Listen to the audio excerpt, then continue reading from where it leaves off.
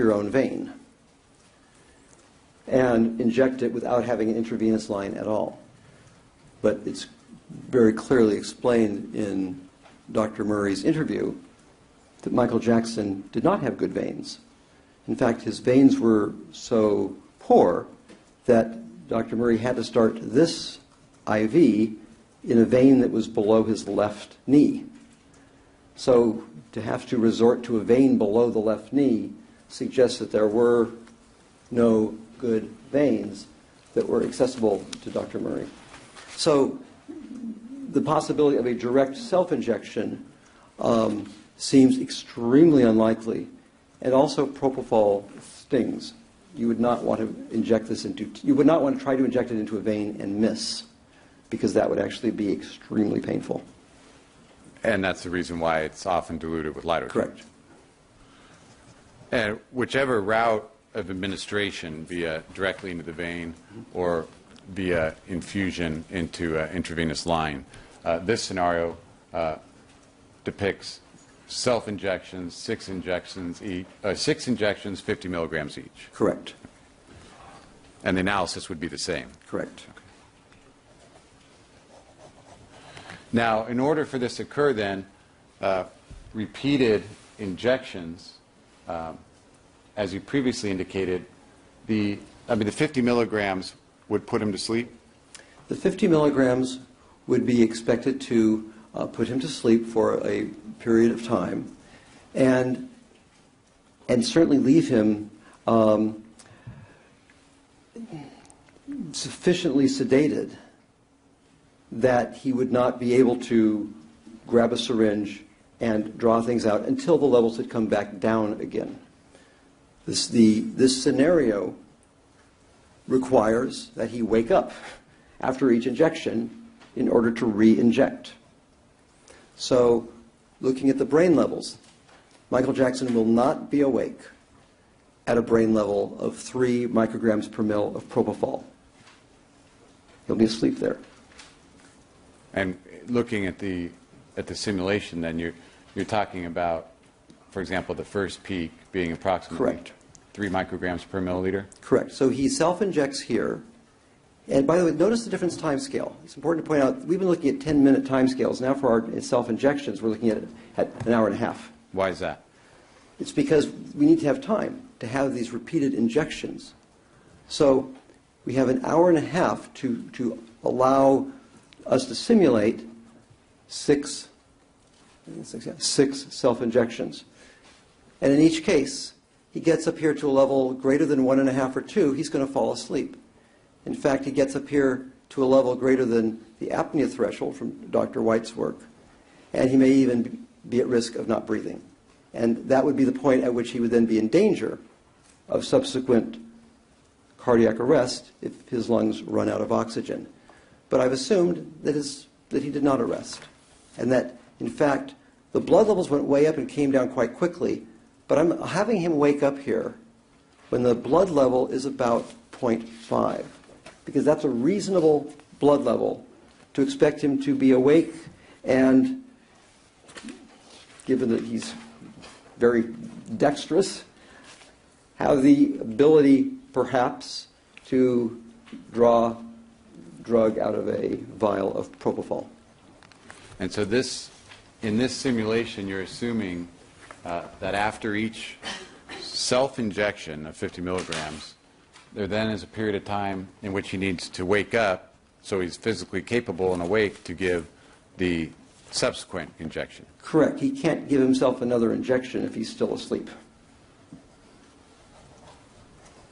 So, and again, that explains also why the timeline is so much lengthier in this simulation, because for each time that he is put down essentially with the propofol and the time to wake up to be able to give a new dose, it spreads out this scenario well past the 10 minutes. Correct. The propofol is accumulating here. So here he's able to give himself the next injection at about 9 minutes, as I recall. Here it takes, this distance is about 10 minutes, and you can see this distance increases because the propofol is accumulating in his body. It's building up in the fat as he's doing this. It's not washing out as fast after each injection. So it takes longer. Each injection keeps him asleep for a longer period of time in this 90-minute simulation.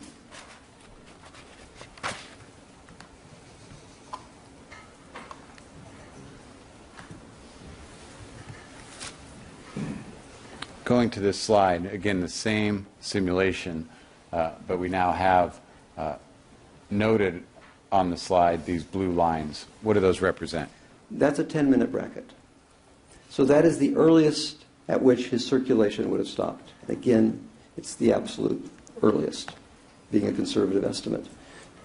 So if he, and it starts, each one of these starts when the red line crosses the apnea threshold. So we'll say that the red line crosses the apnea threshold, and Michael Jackson stops breathing. And the blue lines show us a 10-minute delay until the circulation stopped. So, for example, here, at this one right here, he stops breathing here, and with this, and he never starts breathing again. When would circulation stop? The earliest would be here. And the point is that the blood level is quite low, well below what was measured in the femoral vein.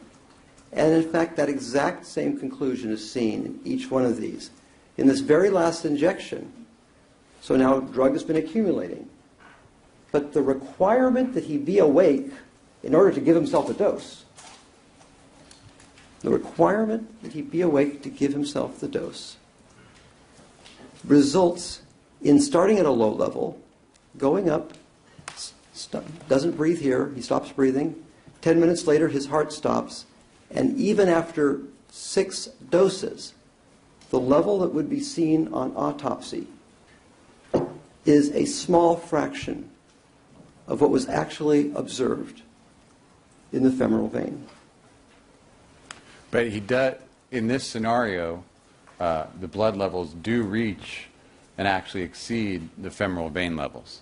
At various points in time, that's correct. This level here, but that required that he be awake and re-inject here. So the level does go above the femoral vein level because he was awake enough to re-inject here. But he's also still alive because he's moving air, he's breathing. He's still alive here. The level goes up. He stops breathing here, in this case, and the level comes all the way down before circulation would come to a stop. So in this scenario, because of the at least 10 minutes of circulation that would continue following apnea, this scenario did not happen. Correct. For self-injection, the requirement that he be awake when he does the injection means you're always starting at a fairly low propofol concentration. And let's go to one more scenario. Again, just taking it, let's assume it was 100 milligrams, self-injection, 100 milligrams each. And for purposes of this scenario, 6 injections. Now, this scenario requires a time frame of 3 hours? Yes. It takes sufficiently long to wake up from this bigger dose of 100 milligrams. That's a full syringe. It takes sufficiently long to wake up that I had to extend the axis here out to 3 hours because of the time required for him to wake up to give himself the next dose. Now, the blood levels in this scenario are much higher than, of course, than the 50 milligram self-injection. Correct. They're literally twice as high.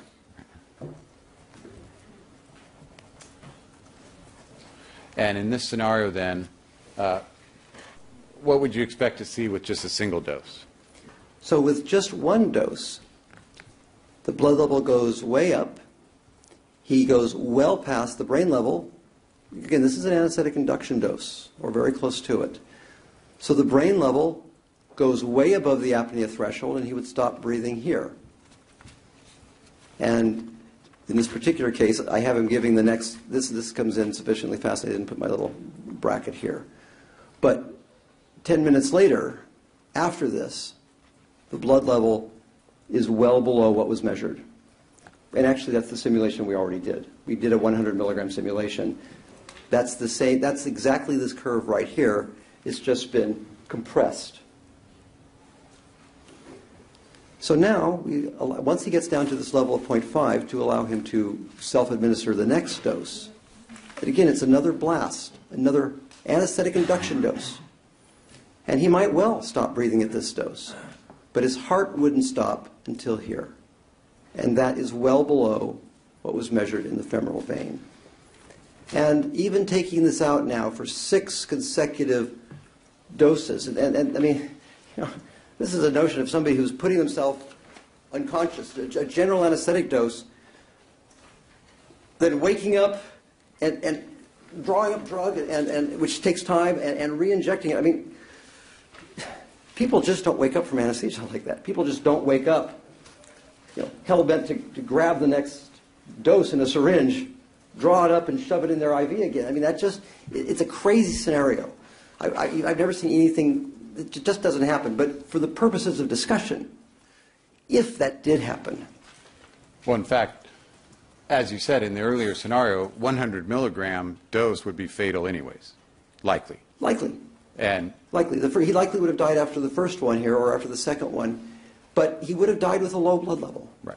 And the blood level from 100 milligram single dose or 6 repeated doses in this scenario would not result in the blood levels found in the femoral blood at the time of autopsy. That is correct. There are studies. I don't know if I should. There are studies that look at autopsies of propofol self-administration, and this is what they show: low blood levels.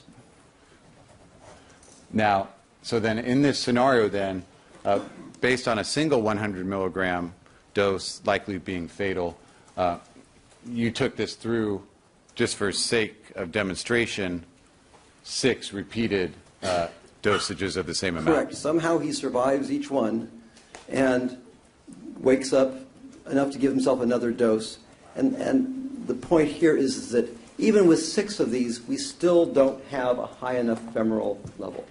Even doing this 6 times in a row, the level that would be observed at the time that circulation stops is below what was found in the femoral vein. Your Honor, this would be a good time if it's okay with the court. Mr. Chernoff? Sure. Thank you. May I see counsel for just a moment?